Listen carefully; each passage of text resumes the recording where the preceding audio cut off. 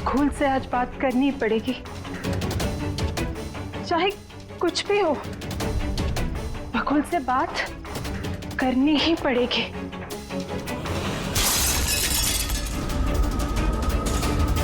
घर में तो कोई नहीं है, ये आवाज कैसे?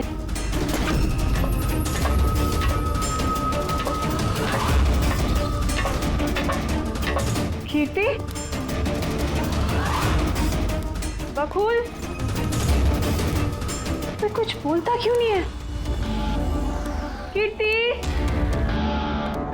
भैया, कीर्ति,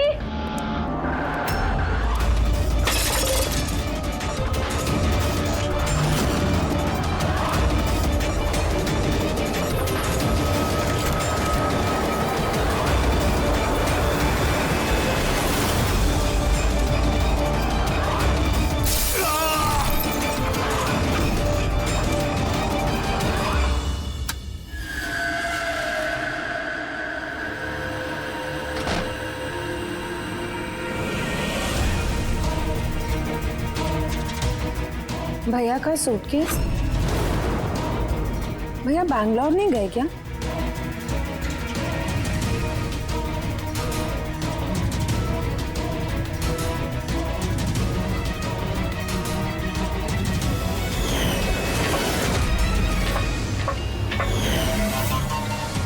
भाभी भी वापस आ गई।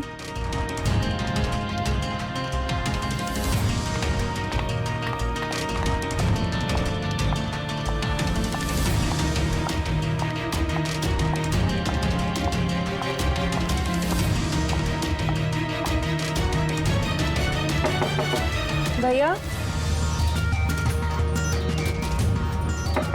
बकुल भैया, भैया आप बैंगलोर नहीं गए क्या? भाभी,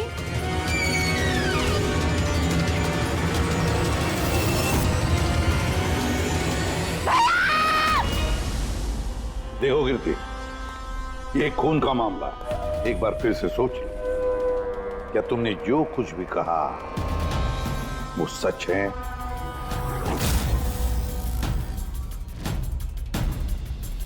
सर, हमें नहीं लगता है कि ये बात सच है। आपके लगने या ना लगने से कोई फर्क नहीं पड़ता। जब आपसे कुछ पूछा जाएगा तभी बोलना। हो सकता है ये सच बोल रही हो, क्या पता। मैं पागल नहीं हूँ, मैं होश में हूँ। मैं कह रही हूँ ना आपको कि आशिका भाभी ने खुद ही बोला है कि उन्होंने बकुल भैया का खून किया है। सिर्फ मार दिया ये कहने से साबित नहीं हो जाता कि उसी ने बकुल को मारा है। ये भी हो सकता है कि वो कुछ और बोलना चाहती है। हाँ?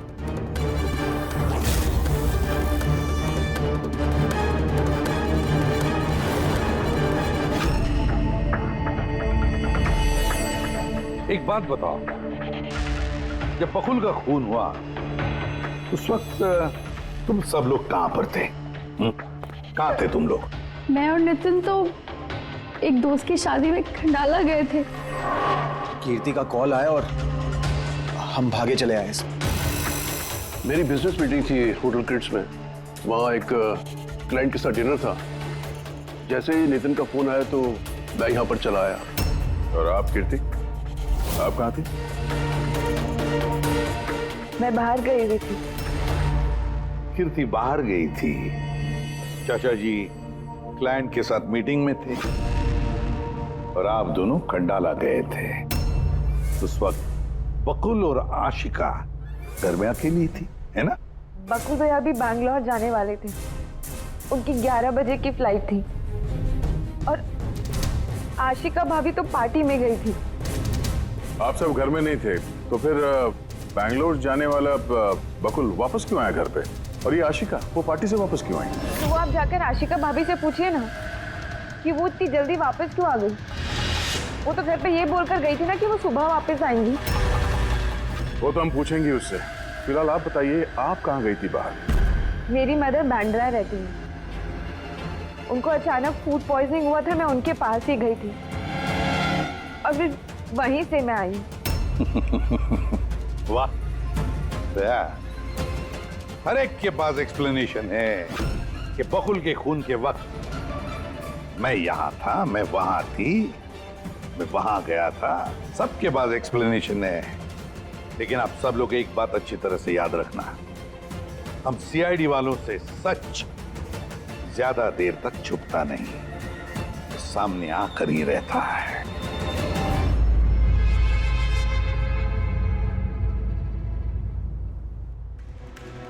कुछ बताया? सर, इनका कहना है कि इन्हें कुछ भी याद नहीं। कुछ भी याद नहीं? आशिका, तुम्हें याद आ रहा है तुमने कीर्ति को होश में आने के बाद कुछ बताया था? याद करो। मुझे कुछ याद नहीं आ रहा। याद करने की कोशिश करो। कीर्ति कह रही थी कि बकुल का खून तुमने किया, ऐसा तुमने खुद उसको बताया। कीर्ति इल्जाम लगा रही है मेरे पे। बकुल को मैंने नहीं मारा।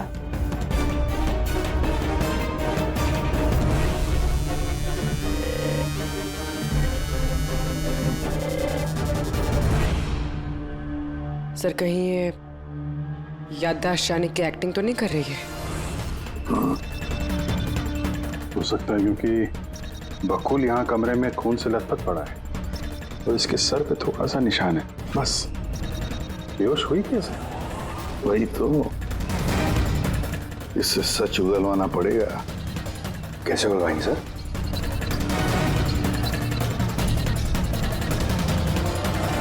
सच उगलवाएंगे नार्को टेस्ट से।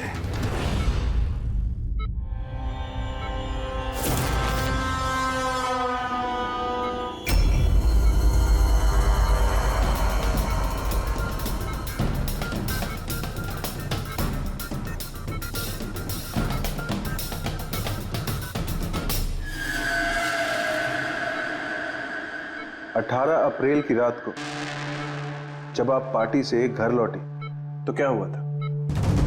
मैं घर में घुसी, बकुल चिल्ला रहा है। फिर क्या हुआ? फिर मैं रूम में गई देखने के लिए। क्या देखा आपने?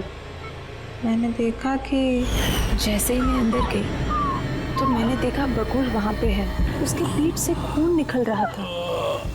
मैंने वहीं पर एक लड़की की लाश पड़ी हुई देखी। मुझे गुस्सा आया और मैंने वहाँ पड़ा एक कांच को उठाया।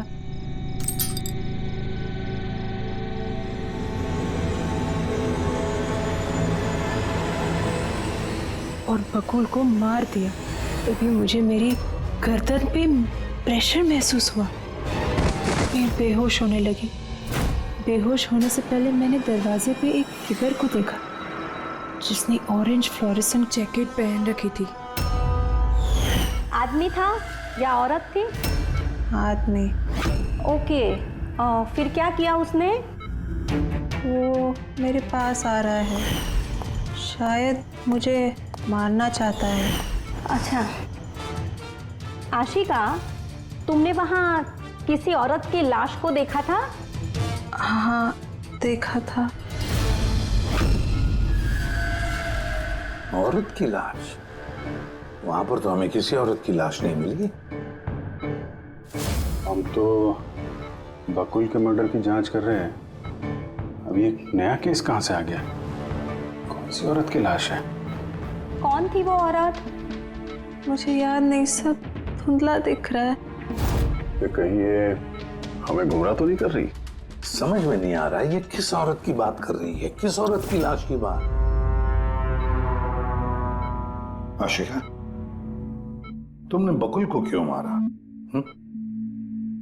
क्यों मारा बकुल को? ठीक ही हुआ कि वो मर गया। वैसे ही जिंदा रहता तो मैं सड़कों पे धक्के खाती। क्यों? सड़कों पे धक्के क्यों खाते? बदचलन साबित करना चाहता था, तलाक चाहता था मेरे से। अच्छा वो मरी हुई औरत वो कौन थी? मैंने आपको कहा ना, मुझे याद नहीं वो कौन थी। देखो आशिका, हमें वहां पर किसी भी औरत की लाश नहीं मिली, तो फिर कहाँ गई होगी वो लाश? मुझे जब होश आया वो लाश वहां से जा चुकी थी। और वो फ्लोरेसेंट ऑरेंज कलर का जैकेट पहना हुआ आदमी? वो धुंधला धुंधला सा दिख रहा था, दरवाजे पे ही खड़ा था, शायद मेरे बेहोश होने का इंतजार कर रहा था।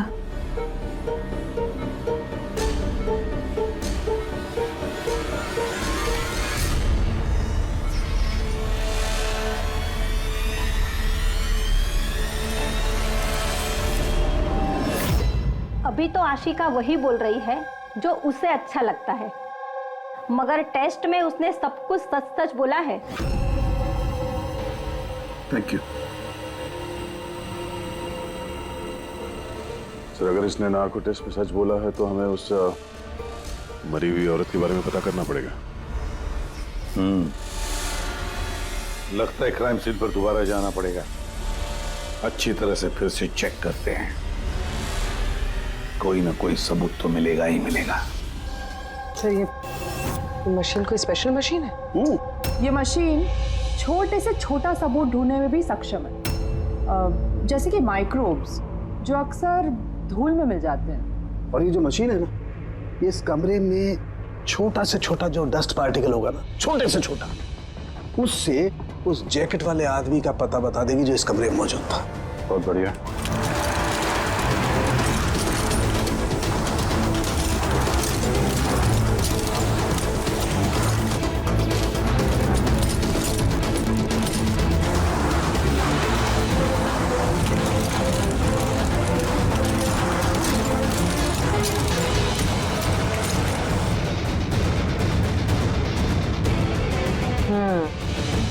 ये देखिए,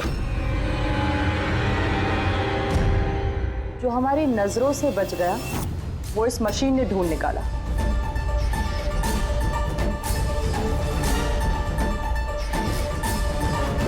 ये तो कोई नाखून लगता है। वो भी नेल पेंट लगा हुआ, डेफिनेटली कोई औरत का है। मगर सर यहाँ कैसे? शायद भागा दौड़ी हाथापाई में किसी चीज से ठोकर लगी होगी और नाखून यहाँ पे रह गया। घर वालों का पता करो, इनमें से तो किसी का नहीं।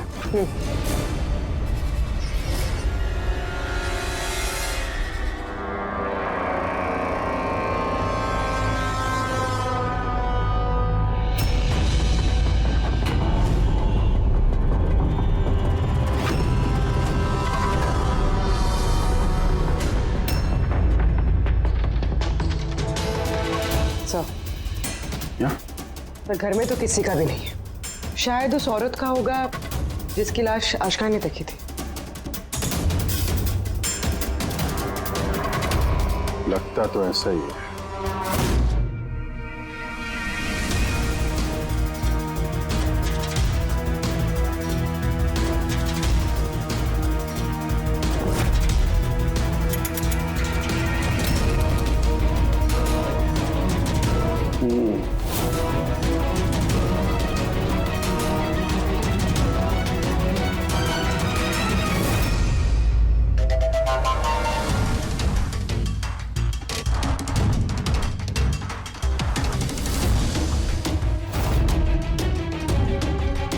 ये बात है तरीका। राइट।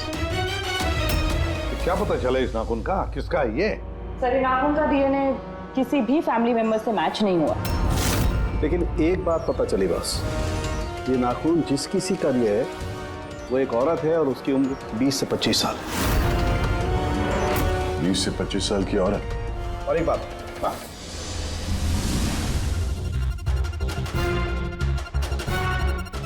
ये जो बारीक बारीक सफेद सफेद कण देख रहे हो ना, ये high percentage of high and है। नाखून में सुनिए, कोई औरत ड्रग एडिक्ट भी है? हाँ, घर परिवार की नहीं, बाहर की है। सर कोई बाहर वाली वहां पे आई है तो किसी कार, ऑटो, टैक्सी वगैरह ही किया होगा। हाँ, पता लगाना पड़ेगा रिक्शा वालों से, टैक्सी वालों से कि क्या उनमें से किसी ने उसे घर पर छोड़ा है क्या। सर वो आशिका बता रही थी कोई फ्लोरोसेंट ऑरेंज कलर की जैकेट पहने हुए आदमी था वहां पे। बेहोश होने से पहले मैंने दरवाजे पे एक फिगर को देखा जिसने ऑरेंज फ्लोरेसेंट जैकेट पहन रखी थी। वो कौन है, कहाँ से आया, कहाँ गायब हो गया, उसके बारे में भी पता लगाना पड़ेगा। और सर जितने ड्रग पेडलर्स हैं उनसे भी पता करना पड़ेगा कि कितनी औरतें ये हाई एंड लेती हैं। अभिजीत एक काम करो, रिक्शा वालों से, टैक्सी वालों से पता लगाओ क्या किसी ने इस औरत को घर पर छोड़ा था क्या, और मिसिंग पर्सन रिपोर्ट भी चेक करो। बताया जाओ शहर में जितने भी ड्रग पेडलर्स हैं ना, सबसे जाकर पूछताछ करो, देखो क्या वो किसी ऐसी औरत को जानते हैं जो हाई क्वालिटी इस्तेमाल करती है, और हम जाकर उन घर वालों से मिलते हैं, देखते हैं क्या कर रहे थे, कहाँ गए थे इस हादसे के वक्त।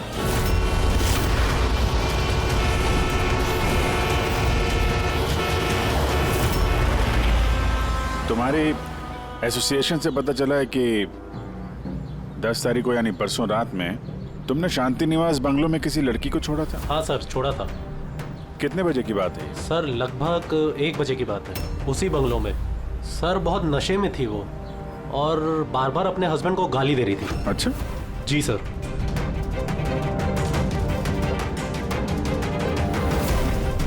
ये लड़की थी वो? हाँ सर यही थी वो।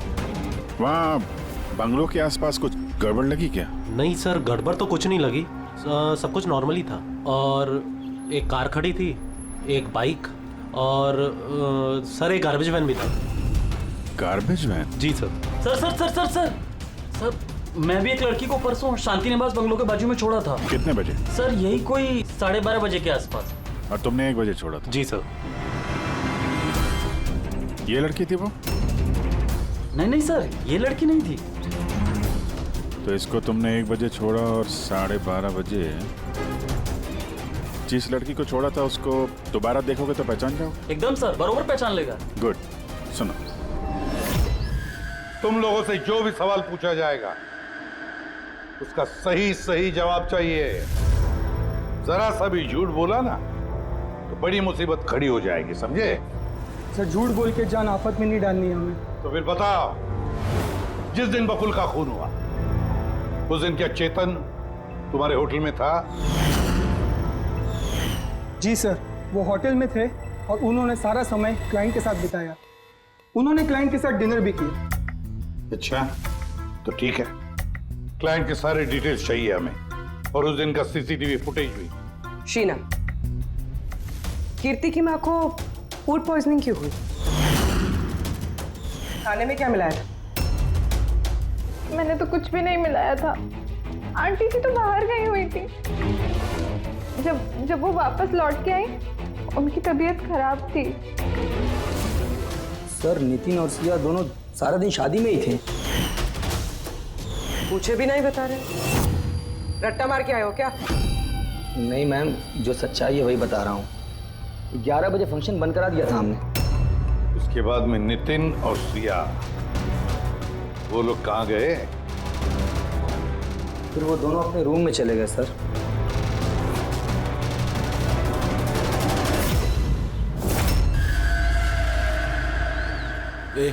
ये माल किधर मिलेगा?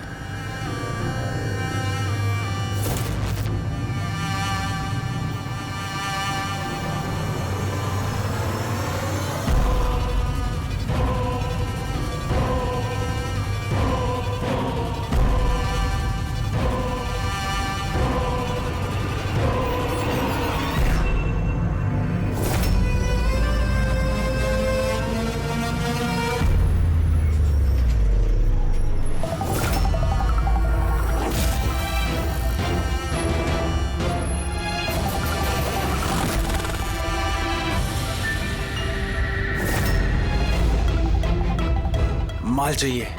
मिलेगा। कितना चाहिए और पेमेंट कैसे करेगा? पेमेंट माल इस्तेमाल करने के बाद। माल इस्तेमाल करने के बाद? भागने के बारे में ना सोचना भी मत। मेरे पास हर एक क्लाइंट की ना कुंडली है, कुंडली, और उस कुंडली में लिखा है कि मेरा क्लाइंट ओवरडोज से मरेगा या मेरी बंदूक की गोली खा के। अगर तेरी कुंडली में लिखा है जेल जाना, उन सब औरतों के फोन नंबर चाहिए हमें जिन्हें तुम ड्रग सप्लाई करते हो। जल्दी लाओ।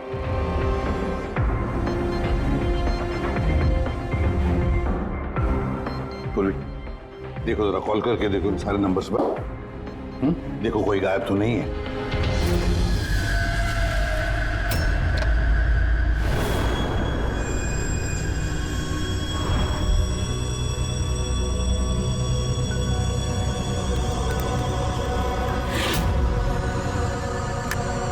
हेलो। हाँ जी, मैं सोनारिका से बात कर सकती हूँ? देखिए मैम, सोनारिका जो है 2 दिन से यहाँ काम पर नहीं आ रही है। क्या? और जिसकी वजह से हम लोग भी परेशान हैं। 2 दिन से? ठीक, thank you. Sir, sir diary में जो फोटोज थी उनमें से ये वाली लड़की गायब है। इसका नाम सोनारिका है और ये एक बार में काम करती है। 2 दिनों से गायब है। ये सोनारिका, ये तुम्हारी क्लाइंट है? हाँ सर। इसी लड़की को छोड़ा था तुमने? हाँ सर, यही थी, यही थी। आशिका ने इसी को देखा होगा। बकुल के परिवार वालों को अंदर देख रहा हूं। जरा ध्यान से देखिए ये फोटो। ये वो लड़की है जिसकी लाश आपके घर से मिली थी। आप लोग जानते हैं सर? हाँ? नहीं सर। अब मैंने देखा है इसे बकुल भैया के साथ 2 महीने पहले। बकुल भैया के साथ 2 महीने पहले? कहां पर देखा था? एक होटल के बाहर, और भैया ने कहा कि ये उनकी क्लाइंट है। अच्छा, एक ड्रग एडिक्ट बार में काम करने वाली लड़की के साथ बकुल था और इनसे झूठ बोल रहा था कि क्लाइंट है। क्यों झूठ बोला उसने?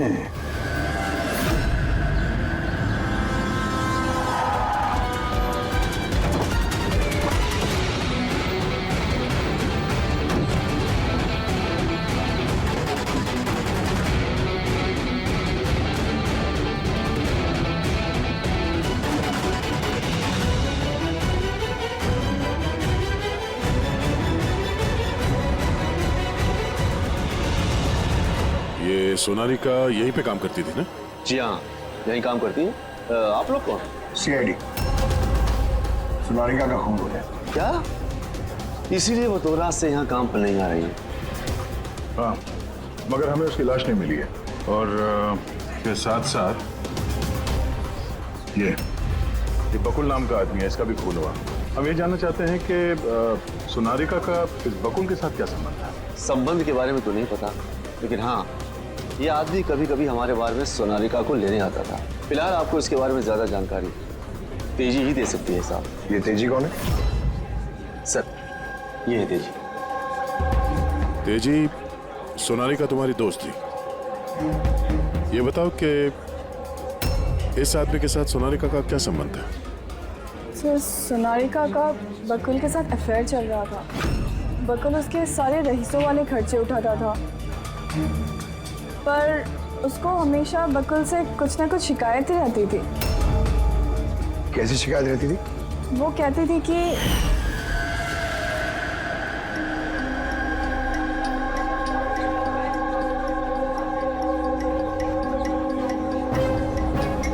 सोनारिका, क्या हुआ? मैं बकुल के साथ ना अब ये रिश्ता और नहीं रख पाऊंगी। क्यों, क्या हुआ? ना तो ये रिश्ता रखने के पैसे मिल रहे हैं, और नहीं वो बकुल अपनी बीवी आशिका को डाइवोर्स दे रहा है। कुछ तो करना पड़ेगा। क्या करेगी तू?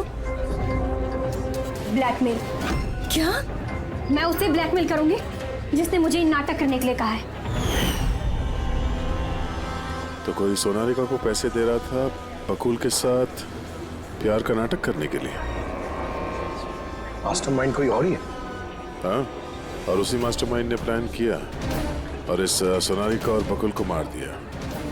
और आशिका का वहां पर आना प्लान में शामिल नहीं था। समझ में नहीं आ रहा है कि ये बकुल अपनी फ्लाइट छोड़कर घर वापस क्यों आया। और सर, अगर खूनी को बकुल की गर्लफ्रेंड को मारना ही था तो कहीं और भी मार सकता था। वहाँ घर पे क्यों फोन किया? तो शायद खुदी को पहले से पता था कि बकुल के घर में कोई नहीं, इसीलिए उसने धोखे से सोनारिका को वहां पे बुलाया और उसी समय बकुल और आशिका वहां पे पहुंच गए होंगे। ये हो सकता है। तो सर लाश को घर से बाहर कहाँ लेके गए होंगे और कैसे? क्योंकि बकुल के घर की सारी गाड़ियां तो पहले से बाहर थी। दया, खूनी अगर चाहता है तो क्या लाश के टुकड़े करके वो सूटकेस में भी ले जा सकता है, या फिर लाश के टुकड़े करके वो प्लास्टिक के थैलियों में भी डाल सकता है। कचरे की थैलियां हैं प्लास्टिक की। हाँ सर। एक कार खड़ी थी, एक बाइक, सर एक गार्बेज वैन भी था। क्या? रात के 1 बजे? रात के 1 बजे बंगले के बाहर एक कचरे की गाड़ी खड़ी थी? इसका मतलब है सर ये खून प्लांट था।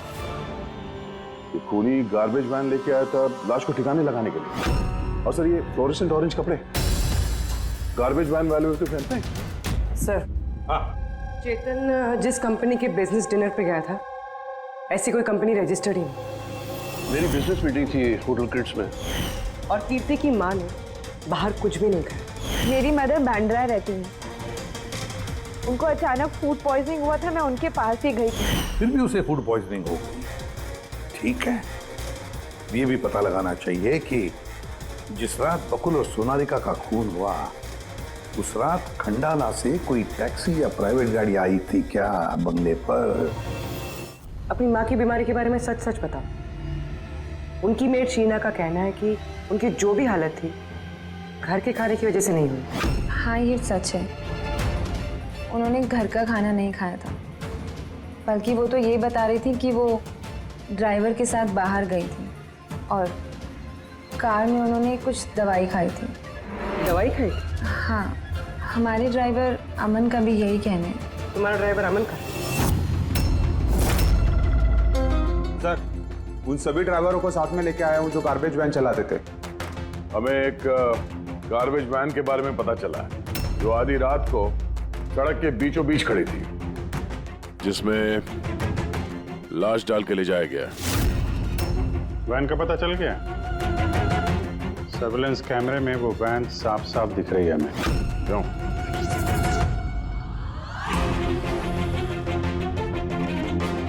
तुम हो ना उस वैन के ड्राइवर? नहीं सर, मुझे कुछ नहीं पता। मेरा भाई लेकर गया था सर उस वैन को। अब वो उसे कहाँ लेकर गया था और क्यों लेकर गया था, मुझे कुछ नहीं बताया सर उसने। फोन लगा उसका? जी सर।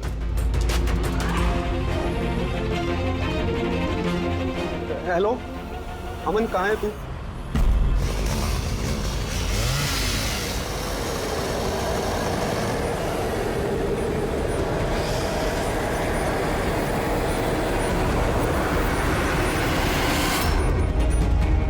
क्या भाई, कैसा है?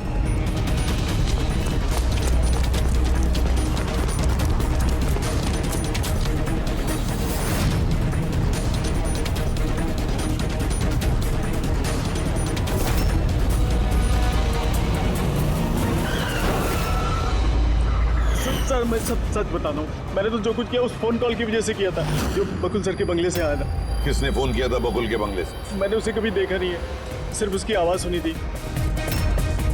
औरत ही आदमी? सर, कभी कभी तो औरत की आवाज में फोन आता था और कभी आदमी की आवाज में। सर, ये जो कोई भी है ना, ये बकुल के घर वाला ही। हाँ, मगर तूने ये सब किया क्यों? कोई फोन पे कुछ भी बोल देगा, तू कर देगा? हाँ? सर, मुझे लालच दिया गया था सर कि मेरे 5 लाख के कर्जे को चुका दिया जाएगा अगर मैंने उनकी बात मानी तो। सर, मैं लालच में आ गया था, मगर मैंने कोई खून नहीं किया सर। मैंने तो सिर्फ लाश को ठिकाने लगाया था सर। लाश कहाँ?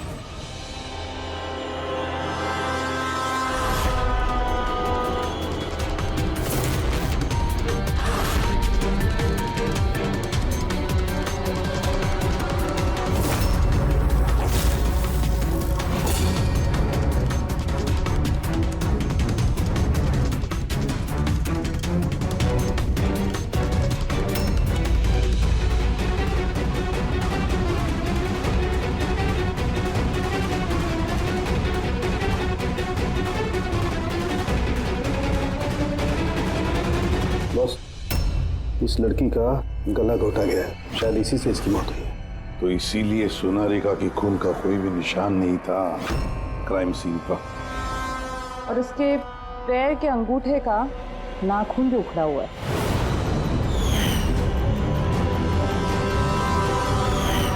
और सर ये क्या है, ये पीला पीला पार्टिकल? यही तो इस केस की सबसे अहम कड़ी है। चलिए खड़े हो जाइए सर, उठिए। और कितनी पूछताछ करेंगे आप लोग? सब कुछ तो बता दिया हमने। इस बार कोई पूछताछ नहीं होगी, आप सभी का नार्को टेस्ट होगा।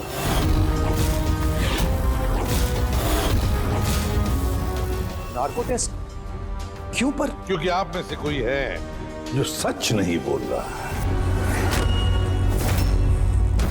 आपके पास कोर्ट की परमिशन है इस नार्को टेस्ट के लिए?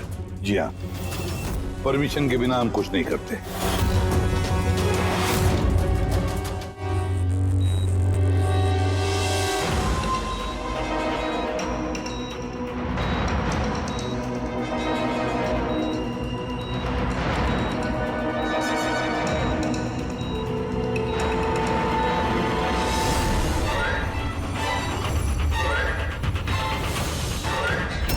नींद आ रही है? जो मैं आपको बोलूंगी उसका सही सही उत्तर दीजिएगा, ठीक है? सोनारिका को जानती हो? हाँ। बकुल का अफेयर था सोनारिका के साथ, ये भी जानती है आप? हाँ, मुझे दोनों पे शक था। क्या आशिका ने सोनारिका का खून किया है? आशिका जानते नहीं थे सोनारिका को, तो खून कैसे करेगी? अभी आपको नींद आ रही है? हाँ। सोनारिका को जानते हो? नहीं। बकुल का अफेयर था सोनारिका से, ये जानते होंगे आप? नहीं।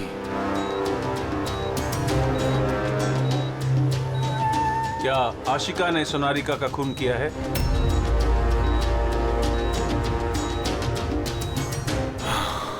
आशिका सोनारिका को जानती थी। आशिका ने ही बकुल और सोनारिका का खून किया है। उसी ने यह खून की साजिश रची थी। आशिका की हरकतें कुछ दिनों से काफी अजीब थी। ये बात मैंने बकुल को बताई थी। क्या हुआ सर? हुआ कुछ नहीं नितिन, सिर्फ इतना बताना था कि ट्रुथ सीरम के असर से इंसान सिर्फ उतना ही बताता है जितना उसे पूछा जाता है, ज्यादा कुछ नहीं बताता। अब बात यह है कि इंसान का दिमाग अपना मेमोरी शेयर करता है पर ओपिनियन नहीं देता, जैसे तुमने अभी दिया। अब सारी असलियत फटाफट बता दे, वरना असली वाला सीरम देना पड़ेगा तुझे। असली ट्रूथ सीरम मतलब ये कि हमने जो सीरम दिया था वो ट्रूथ सीरम नहीं था, ग्लूकोज का इंजेक्शन था। व्हाट? शक तो हमें तुम पे पहले से ही था, लेकिन सारी सच्चाई तुम्हारे मुंह से सुनना चाहते थे। नितिन, सब कुछ तुमने बड़ी सफाई से, बड़ी चालाकी से किया था, लेकिन सोनारिका के चेहरे पर जो हल्दी लगी थी ना, उसने तुम्हें पकड़वा दिया। वही हल्दी जो शादी के वक्त तुम्हारे हाथ में लगी थी। ये पीला पीला पार्टिकल दरअसल हल्दी है, और इस हल्दी में आटा और तेल भी मिला हुआ। आटा, तेल, हल्दी। चेहरे पे हल्दी नहीं है, सिर्फ यहाँ कदम के पास। कहाँ से आई होगी ये हल्दी? सर सिया बता रही थी कि वो लोग खंडाला गए थे शादी के लिए, और वहाँ पे हल्दी की रस्म में शामिल भी हुए थे वो लोग। बकुल 500 करोड़ का एम्पायर चला रहा था, वो एम्पायर जो मैंने सेटअप किया था, लेकिन वो मुझे ही उस एम्पायर से बेदखल करने की फिराक में था। तो फिर उससे बात करते थे, उससे समझाते थे। बात करने की कोशिश की थी सर, कई बार कोशिश की थी, लेकिन वो सुनता तब ना। भाई था वो मेरा, मैं नहीं मारना चाहता था उसे, लेकिन वो पूरा एम्पायर अपने नाम पे करवाना चाहता था। इसीलिए फिर मैंने भी एक प्लान बनाया। क्या प्लान बनाया? बकुल और आशिका के आए दिन झगड़े होते रहते थे। वो आशिका को छोड़ना चाहता था। मैंने सोनारिका को पैसों का लालच दिया और उससे कहा कि बकुल से झूठ मूठ का प्यार का नाटक करे और एक दिन आगे जाके उससे शादी भी करे। दरअसल मैं सोनारिका के जरिए अपना एम्पायर हासिल करना चाहता था। मगर उसे क्यों मार दिया? वो तो तुम्हारा साथ दे रही थी। शुरू में सर, लेकिन बाद में उसने मुझे ब्लैकमेल करना शुरू कर दिया। और इसलिए तुमने सोनारिका को धोखे से घर बुला लिया? हाँ सर। उस रात मैंने ऐसी सिचुएशन क्रिएट की जिससे कि सब लोग घर से बाहर रहे। मैं भी सिया के साथ खंडाला चला गया और जैसे ही सिया ने दवाई ली और सो गई, मैं फौरन टैक्सी पकड़कर यहां आ गया और अमन को बुला लिया। सोनारिका के घर पहुंचते ही, देखो सोनारिका, मेरी बात समझने की कोशिश करो। अगर बीच रास्ते में तुमने मेरा साथ छोड़ दिया तो मेरा पूरा प्लान चौपट हो जाएगा। हो जाए प्लान चौपट, मुझे कोई फर्क नहीं पड़ता। और वैसे भी मुझे उस बकुल में कोई इंटरेस्ट नहीं है और ना ही मैं उससे प्यार करती हूँ और ना ही मैं उससे शादी करना चाहती हूँ।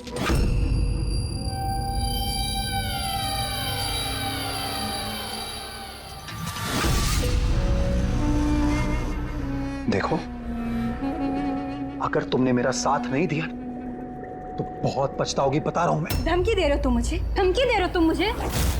हाँ? ऐसा ही समझ लो।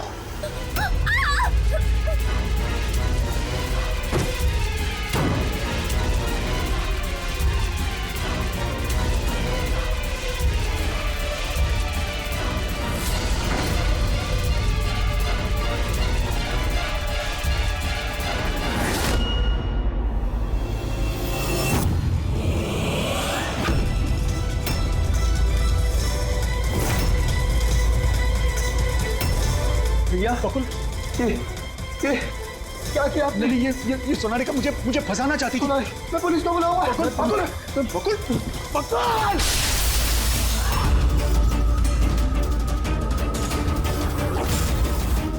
बकुल!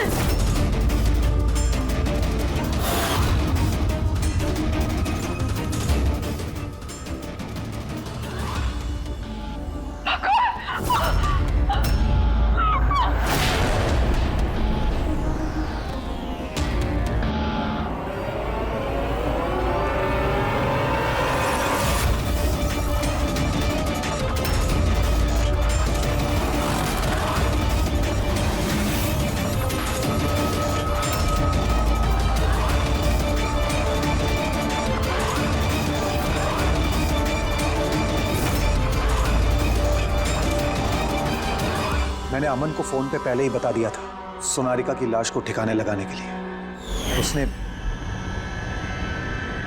बिल्कुल वैसा ही किया। पैसों की लालच ने तुम्हें इतना अंधा बना दिया कि तुम अपना सगा रिश्ता भी भूल गए, अपने भाई की जान ले ली और तो और अपनी साथी सोनारिका को भी मार डाला। कानून तुम्हें कभी माफ नहीं करेगा।